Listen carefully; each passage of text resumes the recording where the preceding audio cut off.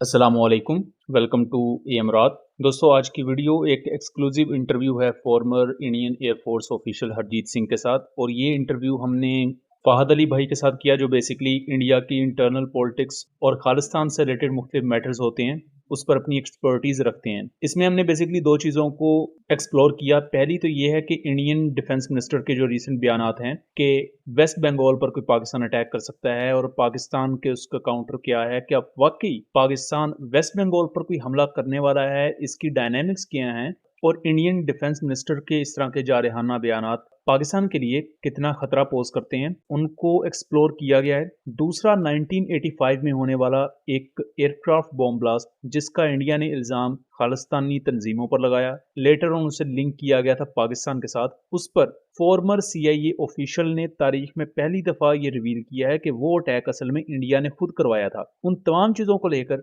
हमने former Indian air force official के साथ ये इंटरव्यू कंडक्ट किया। कुछ डिस्क्लेमर देता चलूँ कि इंटरव्यू में वीडियो क्वालिटी शायद थोड़ी सी डिटीरियोरेटेड आपको नज़र आए। ये बहुत ज़्यादा प्रोफेशनल सेटिंग में नहीं किया गया, क्योंकि बहुत सी चीज़ें इस वक्त ऑन गोइंग है। मेरी ज़ाती कुछ मसरूफियात भी ऐसी होती हैं जिसकी वजह से जो भी मौजूदा वसाइल होते हैं उनको बुरुए कार लाते हुए हम कोशिश करते हैं कि ज़्यादा से ज़्यादा एक्सक्लूसिव और इंसाइटफुल कंटेंट और इन्फॉर्मेशन आप तक पहुंचाएं। सो अब आप इस पूरे इंटरव्यू को खुद सुन सकते हैं। जी, अस्सलाम वालेकुम, सत श्री अकाल, नमस्कार हमारे सारे देखने वाले व्यूअर्स को जो जहाँ-जहाँ से भी देखते हैं, बांग्लादेशी भाइयों को भी सलाम।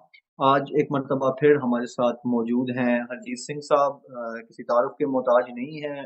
आप ऑलरेडी इनकी काफ़ी एनालिसिस को सुनते रहे हैं। हमारे प्लेटफ़ॉर्म पे भी मुख्तलिफ प्लेटफ़ॉर्म्स के ऊपर हरजीत भाई अपनी एक्सपर्टीज़ आपके साथ आके शेयर करते हैं।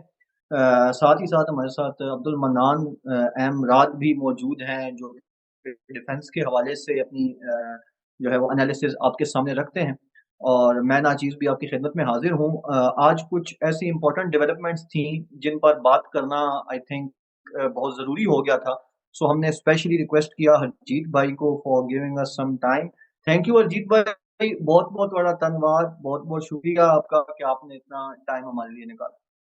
मनान एंड फहाद सलाम, सत श्री अकाल। आप सबके दर्शकों को जहां भी हो हंसते वसते रहो, अल्लाह मेहर रखे। सर, मेरा आपसे सबसे पहला क्वेश्चन ये है कि रिसेंटली इंडिया के जो डिफेंस मिनिस्टर हैं राजनाथ सिंह, उन्होंने ये कहा है कि पाकिस्तान अटैक कर सकता है वेस्ट बंगाल पर, जो कि पाकिस्तान से तकरीबन 1500 किलोमीटर या उससे भी ज़्यादा दूर है, जो कि टेक्निकल पॉसिबल नहीं है पाकिस्तान के लिए कन्वेंशनल वॉर में वेस्ट बंगाल पर जाके अटैक करना।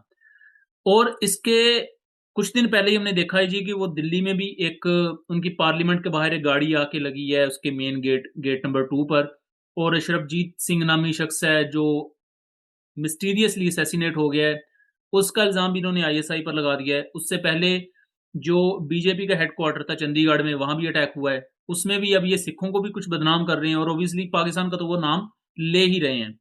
तो आप इस पूरी सिचुएशन को किस तरह देखते हैं कि इंडिया की 5 स्टेट्स में इलेक्शन आ रहे हैं। इंडिया का डिफेंस मिनिस्टर अब ओपनली कह रहा है कि जी हम पाकिस्तान के इतने टुकड़े कर देंगे।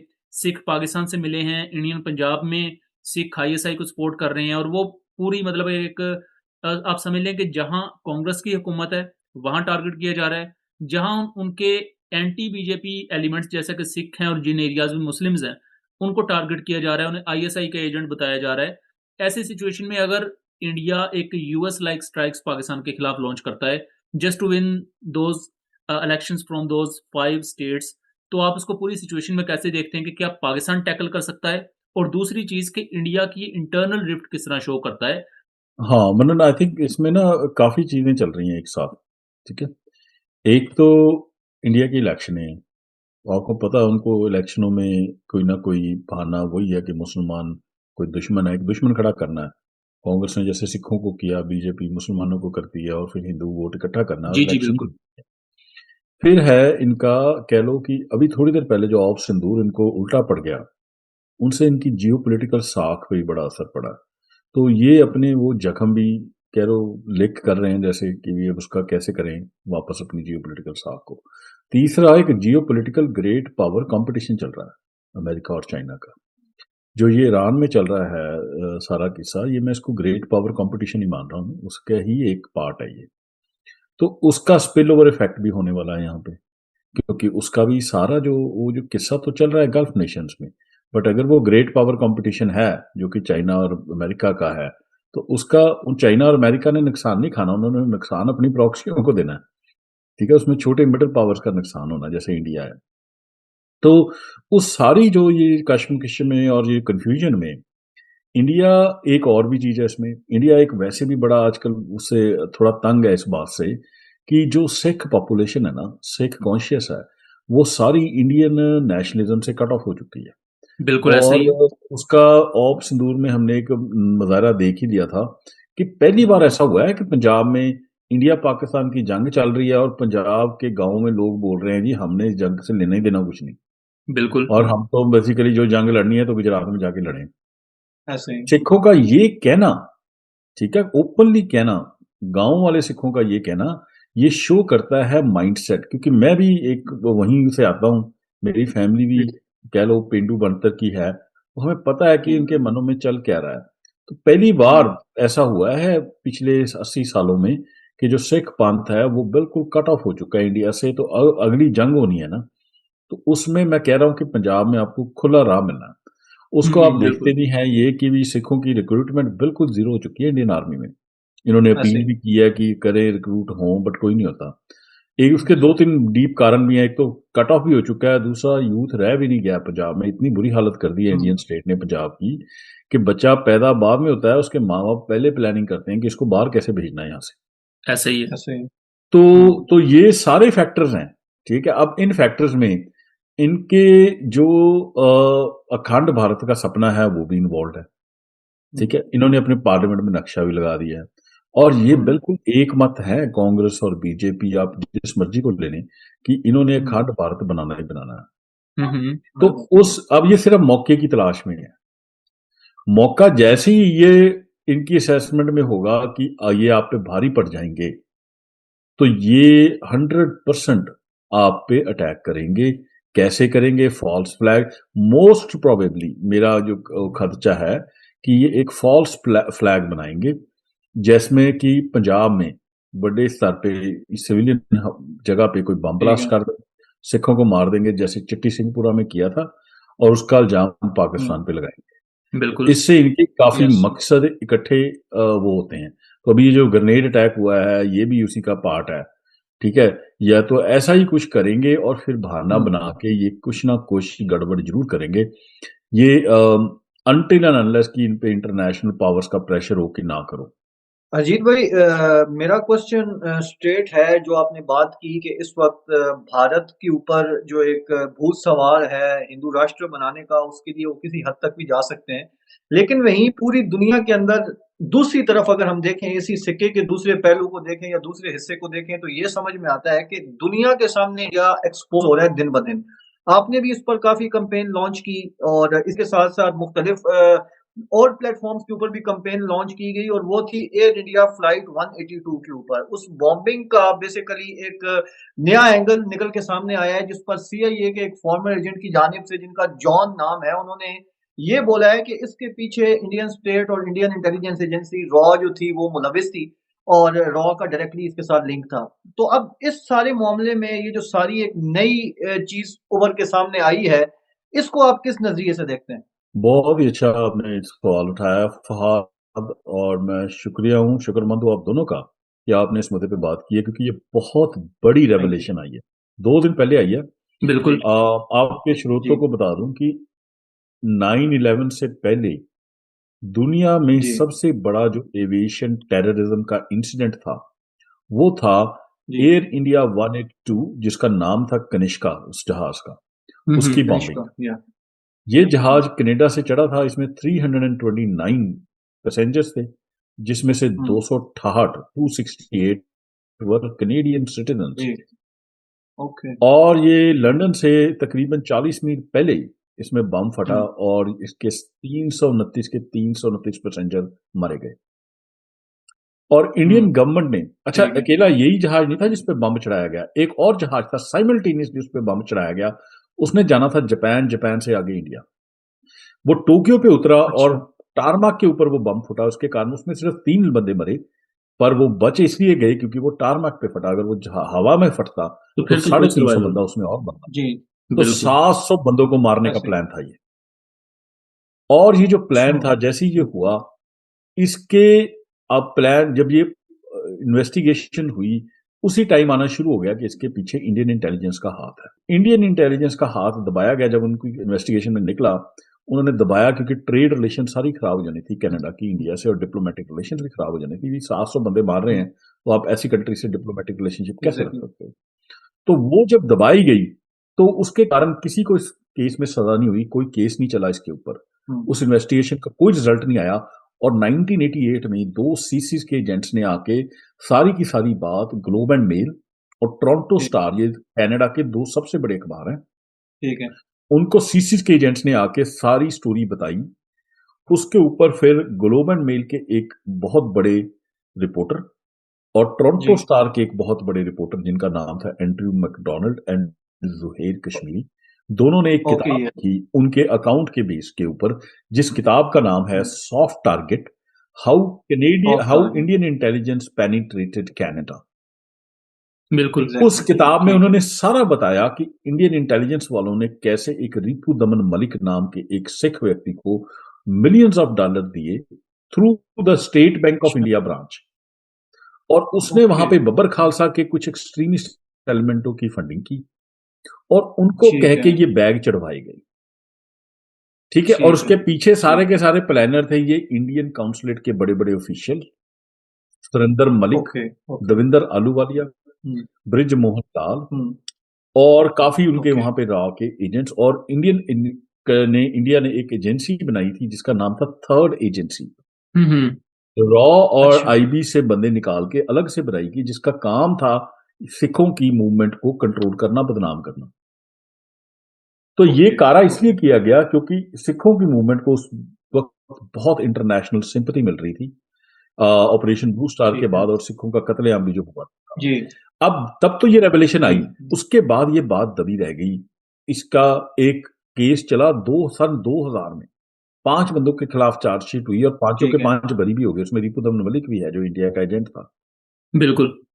ठीक है, फिर उन्होंने कनाडा वालों ने एक ठीक। शैम इंक्वायरी बिठाई, फिर बोला कि हमें सच ओके। बताएंगे लोगों को, पर उस इंक्वायरी की टर्म्स ऑफ रेफरेंस में लिख दिया कि इंडिया की बात नहीं करनी, और बॉम्बिंग की रिस्पॉन्सिबिलिटी फिक्स नहीं करनी, सिर्फ ये देखना है कि एयरपोर्ट पे कितने आपके सिक्योरिटी लैब्स क्या थे, और आरसीएमपी और सीसीज में जो कोऑर्डिनेशन नहीं हुआ उसके क्या कारण थे।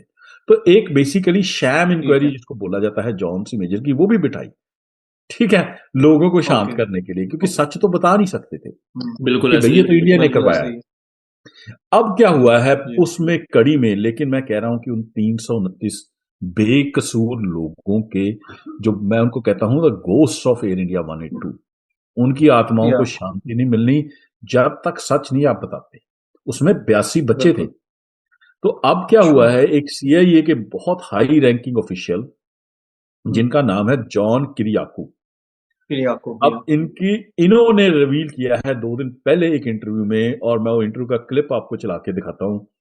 और जी। उन्होंने कहा कि ये सारा जो प्लेन उड़ाया है ये इंडिया ने उड़ाया है। मैं इसी के साथ एक चीज आपसे पूछना चाहूंगा कि अभी फॉर्मर सीआईए ऑफिशियल ने इस पर बात की और मैंने आपकी इस पर रिसर्च भी पढ़ी, लेकिन उसी हम्म। रिसर्च में आपने इस चीज को भी ऐड किया हुआ है जो मैं अपने व्यूअर्स के सामने रखना चाहूंगा कि इससे पहले 2 सीएसआईएस के एजेंट्स ने ये चीज क्लियर कर दी थी उसी टाइम पर हाँ। कि इंडिया, हम्म। इंडियन इंटेलिजेंस इस डिजास्टर के पीछे, ये सैबोटाज के पीछे है। लेकिन सर हम्म। तब सीआईए और इवन कैनेडियन इंटेलिजेंस इस पर क्यों चुप रही, और अब क्या हुआ अचानक से कि वो ओपनली आके अब एंटी इंडिया बोल रहे हैं, क्योंकि उस वक्त भी तो वो बात कर सकते थे। बहुत अच्छा सवाल है। अच्छा, उस किताब में उन्होंने बताया है कि क्यों कैनेडियन इंटेलिजेंस चुप है। ठीक है, हम्म। उन्होंने बताया है कि कनाडा और इंडिया में समझौता हो गया है कि हम इस बात को पब्लिकली नहीं बताएंगे। बिल्कुल। ओके। उन्होंने ओके। 1985 में यह हादसा हुआ है, 1986 में आप अगर गूगल करोगे तो कनाडा ने इंडिया के सारे टॉप डिप्लोमेट्स एक्सपेल किए थे। बिल्कुल। कारण नहीं बताया। हम्म। ठीक है, कारण कोई अजीब सा ही कारण था, बट मेन कारण ये था कि वो सारे इस बॉम्बिंग में मुलव्वस थे। ठीक ठीक। लेकिन पब्लिकली नहीं बताया कि हमारी ट्रेड और डिप्लोमेटिक रिलेशनशिप्स ना खराब हो। उस किताब में उन खराब हो। एजेंट्स ने बताया है कि उसका मेन कारण उस वक्त था कि कनाडा की एक कंपनी थी नोवा समथिंग, उसको इंडिया वाले एक $2 बिलियन का पाइपलाइन का कॉन्ट्रैक्ट था, उसमें वो लीडिंग कंपनी थी। उस वक्त वो दुनिया का गैस पाइपलाइन का सबसे बड़ा कॉन्ट्रैक्ट था जो कनेडियन कंपनी को मिला था। तो जो फॉरेन अफेयर मिनिस्टर था कनाडा का, उसका बड़ा दबाव था कि भाई ये बात बाहर ना की जाए। अब जब उन्होंने एक बार बात दबा ली, अब वो बाहर नहीं निकाल सकते थे, क्योंकि आप खुद मुलव्वस हो गए उस बात को दबाने में। ठीक है। अब सीआईए ने ये हादसा अमेरिका में तो हुआ नहीं, तो उनका तो कोई इंटरेस्ट नहीं है इस बात को बताने में। लेकिन यूएस कांग्रेस में कुछ कांग्रेसमैन थे जिनको जो ब्रीफिंग्स दी गई थी, वो बोले 22 कांग्रेसमैन ने एक लेटर लिखा हुआ है, ये सन 2000 में। उसका मैं आपको एक पिक्चर भी दिखाऊंगा। उन्होंने स्पीचें भी दी पर उनके कांग्रेस हाउस में खड़े होके कि ये इंडिया ने करवाया है और इंडिया पे सैंक्शंस लगनी चाहिए। ठीक है। तो अब उस कड़ी में जो जॉन किरियाकू है, ये भी एक बहुत क्रेडिबल इंटेलिजेंस ऑपरेटिव है। ये एक्चुअल में पाकिस्तान जब 9/11 हुआ था, उसके बाद ये जो काउंटर टेररिज्म टास्क फोर्स बनी थी, उसकी ऑपरेशन हेड थे ये।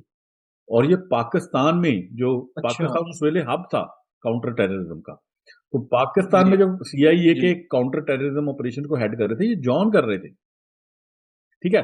2007 में इन्होंने एक और इनकी क्रेडिबिलिटी और बढ़ गई जब इन्होंने 2007 में जो पहले रिवील हुआ था कि जो वाटर बोर्डिंग कर रहे हैं कुछ कैदियों की सीआईए वाले, ये टॉर्चर है। तो इन्होंने एक प्रिंसिपल स्टैंड ले लिया था उस वक्त कि भाई बाकी सब ठीक है, लेकिन ये गलत काम हमें नहीं करने चाहिए। आप इसको बोल रहे हो इनहांस्ड इंटेरोगेशन, बट एक्चुअल में ये टॉर्चर है।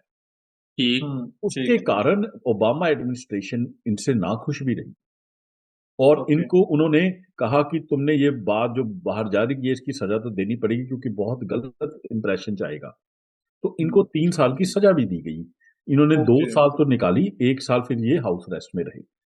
लेकिन इनके उस टास्क के कारण इंटेलिजेंस कम्युनिटी में इनका जो कद बहुत बढ़ गया। क्योंकि देखो इस काम में ऐसे गलत काम तो होते ही हैं, किसी किसी में वो मॉरल करेज होता है कि वो जाके ऐसे विसल ब्लोअर बनता है, ठीक है ना। तो इनके द्वारा ये बोलना, जब ये बोलते हैं तो दुनिया सुनती है ये क्या बात बोल रहे हैं। तो इनके द्वारा ये बोलना बहुत बड़ी बात थी। तो शायद मैंने आपकी बात का जवाब दे दिया कि ये क्यों अब। लेकिन इसमें ये बात है कि अब ये जो बोल रहे हैं, क्या जॉन अपने आप बल पे बोल रहे हैं कि इनको सीआईए ने बोला है बताने के लिए। ठीक है। ये बात भी, इसमें दोनों चीजें हो सकती हैं सच। ये क्योंकि इनका अपनी मॉरल प्रिंसिपल इतना है कि हो सकता है इन्होंने खुद ही बोल दिया हो, लेकिन मुझे कम लगता है क्योंकि अगर इन्होंने खुद ही बोलना होता तो ये पहले बोल देते, पहले बोल देते। ऐसे ही है। ठीक है ना। या अभी थोड़ा रिसर्च करनी पड़ेगी क्या इन्होंने पहले भी बोला है कि ये पहली बार बोल रहे हैं। और वो जो इंटरव्यू आप देखते हो तो उसमें इन्होंने सब एजेंसी की बात की है कि सीआईए भी गलत काम करता है, इजराइल भी करता है, लेकिन स्पेसिफिक एलिगेशन सिर्फ रॉ के अगेंस्ट निकाली। अच्छा जीत भाई, इस सारे मामले के बाद क्या अब ये जो एलिगेशंस कह लें या ये जो एक रिवील किया है नया जॉन किरियाकू की जानिब से एक नया बयान आया है, इस पर अब कैनेडियन गवर्नमेंट कोई एक्शन लेगी, दोबारा से कोई इस मामले को उठाएंगे सीसेस वाले या कैनेडियन मौजूदा गवर्नमेंट, या ये मामला बस एक बयान की हद तक ही चलेगा और उसके बाद डिस्कशन के बाद खत्म ही हो जाएगा। हाँ, if you guys don't mind, वो 1 मिनट का मैं क्लिप प्ले कर दूं, आप फिर बात चलाएं करते जी। हैं। लोगों को पता लगना चाहिए कि ये हुआ क्या है। To eventually use against us. So yeah, there's a lot of very poor planning. We could say the same thing about the Indians, in that the Indians support their own Kashmiri separatist groups, extremist groups, and it's the Indians that blew up the 747 in Canada. It's the Indians that carry out hits or attempted hits against Sikh activists or Indian leftists or anti-Hindu nationalists in places like Canada or the UK. There's plenty of blame to go around, and young people. Look at Israel, that has carried out assassinations all over the world. We could even point the finger at the government of India, for that matter, for carrying out assassinations and terrorist attacks in Canada, blowing up a 747, no less. So really, the complaint that I have with this designation, this terrorism designation, is... आपने notice किया, ठीक है। तो उन्होंने बताया है कि ये पर्टिकुलर एक्ट उन्होंने किया है, तो उन्होंने बिल्कुल स्पेसिफाई कर दिया। अच्छा, अब आपका जो सवाल था कि क्या कनाडा कुछ करेगा, सिंह निज्जर को जो मारा है, इंडिया ने मारा है, इंडिया ने टेररिज्म की है जी जी हमारे जी सॉइल पे।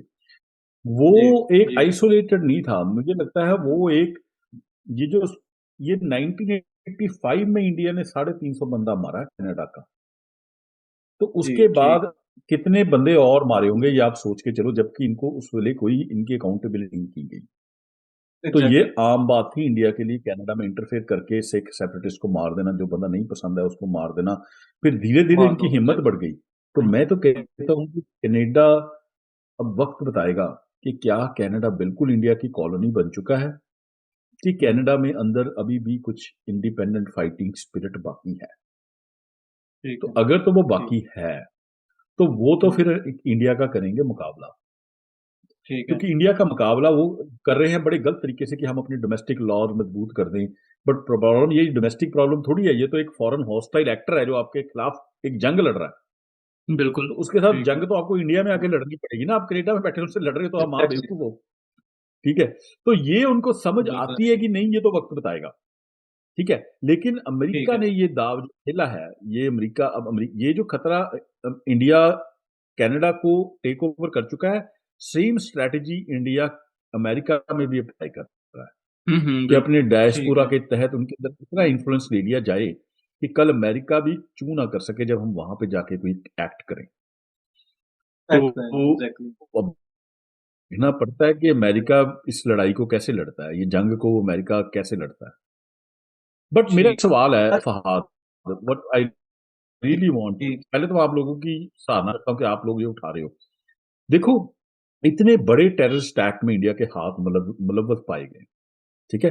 सपोज करो ये इस तरीके का काम अगर आईएसआई करती, पकड़ी जाती कि वेस्ट में एक जहाज में बम लगाया है आईएसआई ने, सीआईए का एजेंट बोल रहा है, एग्जैक्टली। तो इंडियन मीडिया इस न्यूज को कितना उठाता। आप सोचो, आज 24 घंटे उनके बिल्कुल न्यूज सही। चैनल पे यही चल रहा होता। ठीक है। उन्होंने अपने सारी प्रॉक्सीज एक्टिवेट करनी थी, मिलियंस ऑफ डॉलर पैसा लगा देना था, लेकिन आपके खिलाफ वॉशिंगटन पोस्ट में भी आर्टिकल छपवाने थे, न्यूयॉर्क टाइम में भी छपवाने थे, सेनेटर्स को भी जाके मिलना था उनके फॉरेन मिनिस्टर ने, देखो जी पाकिस्तान टेरर हब थे, ये थे फलाना थे जी ढिमका। जी। बिल्कुल है। ठीक है। जबकि आपकी कितनी कुर्बानी है टेररिज्म के खिलाफ एक्चुअल में। एग्जैक्टली। ठीक है। आप पे उन्होंने प्रॉपर लेबल चिपका के और चमकाना था। आप दो को छोड़ के जी कि पाकिस्तानी मीडिया, आज मैं पाकिस्तानी मीडिया डॉन न्यूज की वो देख रहा हूं, उसमें वो स्पेस टूरिज्म की बात चल रही, ईरान की वॉर में मानता हूं कि ठीक है, बट स्पेस टूरिज्म की भी बात चल रही है। गूगल ने फीचर कौन सा लॉन्च कर दिया वो भी पर इस मुद्दे पे डॉन ने एक आर्टिकल नहीं लिखा, एग्जैक्टली। ना आपके मेन मीडिया ने किसी ने न्यूज उठाई है। तो मुझे तो समझ नहीं आ रहा, क्या कोई मजबूरी में काम कर रही है अजीत भाई, पाकिस्तान की एक मीडिया। दो मेन स्ट्रीम ARY और जियो ने इसको रिपोर्ट किया था, मैंने आज उनके क्लिप्स देखे थे। बट आपकी बात ठीक है कि थोड़ा मैस ऑडियंस को इंगेज करने के लिए या मैस को इंगेज करने के लिए जरूरी था कि इस कैंपेन को चलाया जाता प्रॉपरली। हम भी अपनी तरफ से कोशिश यही कर रहे हैं कि इसको जितना उठा सके या क्या है, लेकिन हम कोशिश करेंगे कि कुछ लोगों से बात की जाए इसके ऊपर, और उम्मीद है कि अगर हो सकी बात तो इस वीक में भी आपको कुछ चेंज देखने को मिलेगा। हाँ बिल्कुल। एक इंशाल्लाह। इस्लामाबाद टाइम्स का मैंने सुना है, देखा है, ट्वीट आया है, जी गुड जी। जॉब। लेकिन वही मैं कह रहा हूँ, अभी तक मैं बताता हूँ ना, इंडिया, आप होते ना इस जगह पे, इंडिया का एग्जैक्टली फॉरेन ऐसे ही। मिनिस्टर सीधा मार्को रूबियो से बात कर रहा था, रोज टीवी पे इंटरव्यू में बोलता, ये सारे एक्टिवेट हुए होते, गौरव आर्या से लेके सुमिता प्रकाश एग्जैक्टली। तक, कि देखो जी जॉन किरियाको ने बोल दिया, देखो जी पाकिस्तान टेरर हब है, फादर ऑफ टेरर, ये वो। ठीक है। और हम थोड़े ना, मैंने, माफ करना, ये सिख नेशन भी एंड पाकिस्तानी नेशन भी, हम थोड़े प्रोपोगेंडा में वीक हैं। हम्म। ऐसा ठीक है है। ना, वीक हमें मान लेना चाहिए। ठीक है। और एग्जैक्टली। पर अभी भी देरी नहीं हुई, मैं कहता हूँ, मेरी बेनती है, मेरा कह लो, आप अगर स्नेहा दे सकते हो, दिस शुड पिक अप, नहीं, एंड यू आर जरूर। Doing a good job, excellent job, you are the one who are doing it. But thank you thank you but thank every major news outlet, अभी तो उनको ये 24/7 उनकी Iran war you. के या बराबर की न्यूज है ये। जब ये ऑस्ट्रेलिया में वो जो बॉन्डी बीच पे एक अटैक नहीं हुआ था, जी जी जी जी जी बिल्कुल। जी। ठीक है, इंडिया वालों ने फेक न्यूज चला दी, वो तो पाकिस्तानी है। ठीक है। बिल्कुल। पाकिस्तानी स्पेसों में गया, वहां पे पाकिस्तानी लगे हुए, देखो जी हमारे बंदे ने ये कर दिया वो, मैं क्या, आप लोगों ने चेक भी किया है कि वो पाकिस्तानी है कौन है? वो मेरे को समझाने लगे, कहते नहीं जी वो आपको पता नहीं है, हमारे में दिक्कत है, कुछ बंदों करते का हैं। ऐसे दिमाग खराब हो जाता है। वो मैं क्या यार, आप फैक्ट तो चेक करो, ये 100% ये बंदा ही पाकिस्तानी नहीं है जो मेरे को इंडिया से न्यूज आई है, वही हुआ, वो बंदा इंडियन निकला। ठीक है, बट बिल्कुल आपको इतना गैस लाइट कर दिया इंडियन प्रोपेगेंडा ने कि पाकिस्तान के आम लोग भी ये सोचने लगे कि हम में ही गड़बड़ है। बिल्कुल बिल्कुल ऐसे ही ठीक है, ऐसे ही इंडिया ऐसे पता ही नहीं है। क्या है, तो ये सारी ये इसको हमने चेंज करना है ना, ये रॉन्ग परसेप्शन है ये। या इस पर अजीत भाई कोई कोशिश करते हैं हम भी, मनान भी, आप भी आप अपनी स्पेसेस के ऊपर काफ़ी ज़्यादा जो है वो इस चीज़ को हाइलाइट ऑलरेडी करते आए हैं और थैंक यू सो मच। अच्छा अजीत भाई लास्ट क्वेश्चन आपका पर्सपेक्टिव इसके ऊपर मुझे चाहिए होगा कि जो रॉयटर्स का एक नया आर्टिकल आया है, कल ही वो रॉयटर्स की वेबसाइट पे आया था जिसमें ये बताया गया है कि जो पाकिस्तान के आर्मी चीफ हैं उनकी बातचीत हुई है यूएस की क़यादत के साथ, उनके एस्टेब्लिशमेंट के और गवर्नमेंट के ऑफिशियल्स के साथ और ईरान के ऑफिशियल्स के साथ भी। और अब पाकिस्तान एक जो मीडियोकर का किरदार अदा कर रहा है, बहुत जल्दी ऐसा है होगा कि पाकिस्तान की बदौलत ईरान और यूएस कॉन्फ्लिक्ट के अंदर को बड़ी डेवलपमेंट देखने को मिलेगी। तो इस सारे मामले को आप कैसे देखते हैं जो पाकिस्तान बीच में अभी ये जो रॉयटर्स और इस तरह के दूसरे बड़ी ऑर्गेनाइजेशंस या बड़े न्यूज़ चैनल या बड़े जो मैगज़ीन्स हैं वो इस तरह के रिपोर्ट्स दे रहे हैं। तो क्या आप देखते हैं इस सारे कॉन्फ्लिक्ट के अंदर? या नहीं, पहले तो मैं बहुत खुश हूँ कि जो पाकिस्तान पॉजिटिव रोल प्ले कर रहा है। ठीक है, जितना मैं ईरान कभी गया नहीं, पर मैंने ईरान को आफ्टर दिस कॉन्फ्लिक्ट थोड़ा स्टडी करना शुरू किया। अब उनके जी, अब यूट्यूब वीडियोस भी हैं, कई लोग वहाँ पे गए हैं। किसने एक एग्ज़ैक्टली। बीबी है कोई इंग्लैंड से गई थी, कहाँ से, उसने दिखाया दुनिया का सबसे बड़ा शॉपिंग मॉल तेहरान में है। या बिल्कुल तो एग्ज़ैक्टली। अब जितना मैंने उसको अभी देख रहा हूँ through social media and all, तो ऐसा तो कोई नहीं लग रहा कि कोई ईरान कोई ऐसी कंट्री है जहाँ पे हर बंदा तालिबान टाइप की लड़कियों को जबरदस्ती बुर्के पहना के कि अब तुमने तो चूं नहीं करनी, ऐसा तो कुछ नहीं नजर आया वहां पे। तो एक एग्ज़ैक्टली। बड़ी कह लो वो अपना कल्चर अपने उसमें वो एक बड़ा अच्छा बैलेंस करके चल रहे हैं, अपने हुँ, रिलीजन में, कल्चर में, मॉडर्निज्म में, वट एवर इट इज। या ठीक है, तो मुझे तो ऐसा नहीं नजर आया कि कोई ईरान की ऐसी कोई टेररिज्म की बहुत बड़ी हब बन गई है। वो जो हब है वो तो इंडिया की जो अमेरिका के स्ट्रेटेजिकल आई की दोस्त बनी बैठी है, तालिबान। या ठीक है, तो वहां पे जाओ तो उस पे अटैक करते तो हम उसकी हेल्प भी करते। ये समझ ईरान के आती साथ है। जो शायद हुँ, इनका अटैक है, ये मोस्ट प्रोबेबली जो बिग पावर स्ट्रगल है ना अमेरिका और चाइना का, मुझे लगता है जी, कि उसका पार्ट शायद ज्यादा है। ठीक है, एक और भी थ्योरी है। तो इसमें जो पाकिस्तान का रोल है ना, जी, पहले तो पॉजिटिव रोल है। ठीक है ना, कि ये जंग को वो रुकवाने की कोशिश कर रहे हैं, दोनों ठीक है। साइड में पीस कराने की कोशिश कर रहे हैं, बहुत ही पॉजिटिव रोल है। मैंने सुना भी, कोई रॉयटर्स में लिखा था कि पूरी रात आसिम मुनीर जो फील्ड मार्शल थे, he was in touch with JD Vance and all. या नाउ या I wish him all the best कि इसमें हुँ, पीस जाए। लेकिन उसमें जो लेकिन ये है कि अगर ये जो जंग अमेरिका ने छेड़ी है, इसका स्ट्रेटेजिक जो मोटिव्स हैं वो कुछ जी, और हैं। अगर वो ओके, चाइना सेंट्रिक हैं, ठीक है, ठीक है। अगर स्ट्रेटेजिक मोटिव, एक तो थ्योरी ये कहती है कि ये नेतन्याहू ने जंग लगवा दी, या ठीक है, अपने मतलब के लिए, ग्रेटर राइट। या ठीक है, वो भी सच हो ग्रेट सकता है। या बट अगर हुँ, स्ट्रेटेजिक मोटिव कुछ और हैं जो कि चाइना सेंट्रिक है, ग्रेट पावर टसल है, या तो उसमें जो पाकिस्तान के एफर्ट रिकॉग्नाइज तो किए जाएंगे, हुँ, बट वो कामयाब नहीं होंगे। बिल्कुल, वो तब कामयाब होंगे जब अमेरिका चाहेगा इस जंग को रोकना, कि उसके ऑब्जेक्टिव बिल्कुल। मीट होंगे। हुँ, ठीक है मैं ना, समझ गया। अगर तो हुँ, अमेरिका इसमें फंसा है तो ये हुँ, इस मुज़ाकरात का कुछ ना कुछ निकल के आएगा सामने। सही, ठीक है, लेकिन ठीक, अगर अमेरिका फंसा नहीं हुआ है, अमेरिका एक स्ट्रेटेजिक मोटिव के तहत आया है और जी, वो मोटिव चाइना सेंट्रिक है, तो फिर जी, ये जंग, ये एक पार्ट चलेगा उस पूरी गेम का, ये जंग और खिंचेगी अभी। ठीक है, ठीक है, मैं तो प्रे ये करता हूँ कि कुछ भी हो, जंग बंद हो। ठीक है ना, ईरान एक एग्ज़ैक्टली, अल्टीमेटली अगर इसमें से कुछ पॉजिटिव निकाल पाए आसिम मुनीर साहब, कि ईरान को इंटरनेशनल कम्युनिटी का पार्ट बना पाए, एक सैंक्शन हटवा पाए उनके ऊपर से, एग्ज़ैक्टली, तो कितनी बड़ी प्लस है। ठीक है ना, इतनी एग्ज़ैक्टली, बड़ी अच्छी बिल्कुल। सिविलाइजेशन है उनके, हमारे साथ तो हमारे तो हुँ, पुरखे सारे पर्शियन ही पढ़ते थे, हमारी या तो पर्शियन बिल्कुल पंजाब एग्ज़ैक्टली, की ऑफिशियल लैंग्वेज भी फारसी थी, तो रिटन या नॉट। बिल्कुल तो सही बात। तो हम तो दिल से चाहते हैं कि भाई ईरान के साथ समझौता हो। ठीक है। तो इसको यहाँ पे रैप अप करेंगे। Thank you so much Harjeet भाई फॉर योर टाइम। और मनान भाई, अगर आप कुछ अपना पॉइंट ऐड करना चाहें तो you are- हाँ, जैसा कि सर हरजीत ने बात की, मैं उस चीज़ को ज़रूर सेकंड करूंगा कि देखें, चाहे ईरान का कॉन्फ्लिक्ट हो या इवन जो एयर इंडिया के साथ किया इंडिया ने, आई मीन टू से रॉ ने, ये सब की सब एक ग्रेट पावर स्ट्रगल है और अल्टीमेटली हर मुल्क अपने मफादात के लिए लड़ रहा है। लेट्स सपोज अगर इवन CIA या कैनेडियन ऑफिशियल्स अब बात कर रहे हैं कि इंडिया उसके पीछे था, बट अब वो चीज़ इतनी ओपन क्यों हुई या होने दी गई? इट मीन्स के अब वेस्ट भी ये चीज़ देख रहा है कि किस तरह इंडिया के ऑब्जेक्टिव्स हैं, खास तौर पर अब लेट्स सपोज जैसे इंडिया बहुत लॉन्गर रेंज के ICBMs बना रहा है, तो सारी बात है कहीं ना कहीं इंडिया को भी लग रहा है कि फ्यूचर में उन्होंने जाके वेस्ट को थ्रेट करना है। तो ये वो एक चीज़ है जिसको पाकिस्तान अपने स्ट्रेटेजिक मकासद के लिए यूज़ कर सकता है और अल्टीमेटली ये काफ़ी ज़्यादा बेनिफिट देगी जो सिख मूवमेंट है, लेटर ऑन कश्मीर की मूवमेंट है, इवन वर्ल्ड वाइड पाकिस्तान को मज़ीद नए एलाइज़ ढूँढने में।